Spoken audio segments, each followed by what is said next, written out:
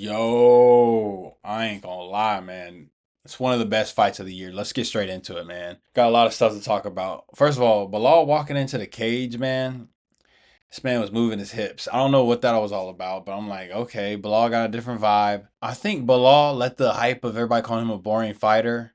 Everybody talking about he's a boring fighter get to his head because this man didn't shoot. No, he wasn't thinking about shooting takedowns until what he didn't get a takedown to the fourth round. I mean, he wasn't even trying though. That was a great fight, man.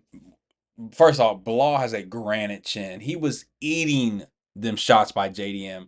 I'm like, what is Bilal's chin made of, man? I think Belal having that big infection in his foot and him having to take all that time off and not being able to work out or do anything really affected him because his cardio did not look the same.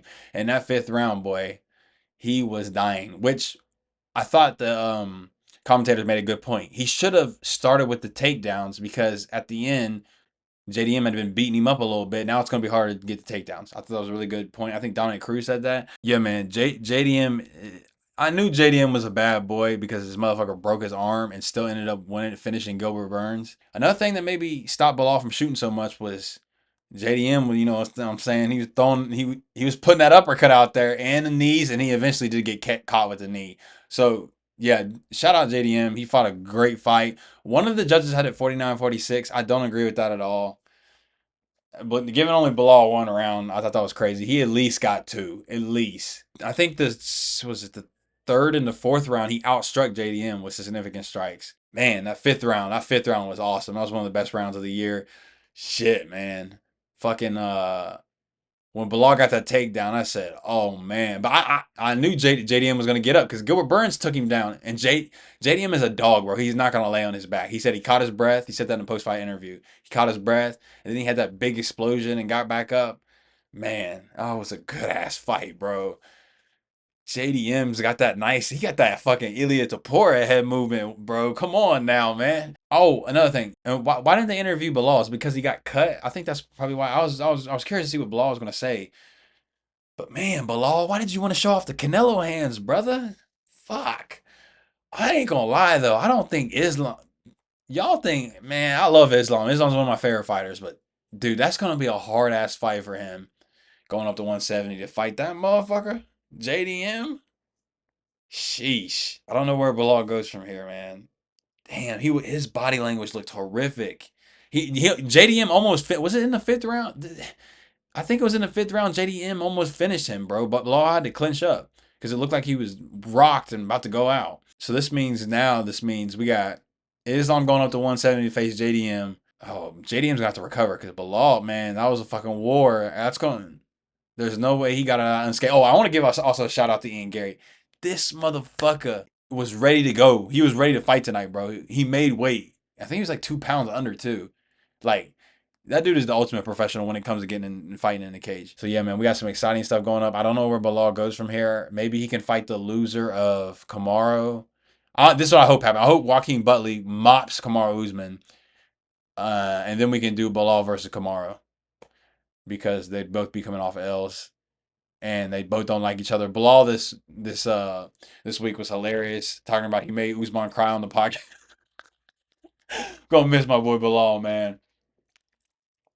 They not gonna let him get no more title shots. Fuck, man, Bilal, you ain't shoot no goddamn takedowns, bro. He was really trying to strike with the best striker in the welterweight division. Damn, Bilal. Fuck. But overall, good fight, man. One of the best fights of the year. All right, let's talk about this one. I don't know how to say Zabi. This dude right here, man. He's got what I'm saying, the Philly shell, Sean Strickland boxing style. But in that first round, Jose was piecing him up. Just a big speed advantage. Second round, I think it ended up being a little bit closer. Now that third round was one of the craziest rounds, bro. Jose comes out. I don't know what happens, but ends up rocking. I can't remember what punch. Maybe it was a punch that rocked him. And Jose really, literally ran at this dude and soccer kicked him, bro. I never seen that before live in a UFC fight, bro. I just thought that shit was insane. He got soccer kicked. He ended up recover. Jose gasses himself out, and then Jose looks up at the clock at 3 minutes left. He's literally gassed out, and then Zabi. I'm just gonna call him Za. Za puts the ultimate pressure on Jose Aldo, man. and ended up getting a dub. Yeah, man. I don't know who won that fight. I'd have to go back and rewatch. I know Jose won that first round easily. Second round, kind of in between. Third round, I'm definitely gonna give to Zod just because Jose gassed out. That's never a good look. I think judges look a lot of body language, and when he looked up on the clock and then he was just fell to his bro. Jose did not look good in that third round after he gassed out trying to get to finish. So yeah, man. But that was a great fight. I'm glad Jose's retiring. He doesn't need to take any more damage. I'm curious to see what Zod does next. One more thing I want to talk about is Zod had this man George St. Pierre in the corner. I thought that was fire. I think it's just so fire seeing former UFC legends corner, upcoming prospect. I don't know if this dude's a prospect or not. I don't really know much about him, but I just thought that was fire seeing George St. Pierre in the corner.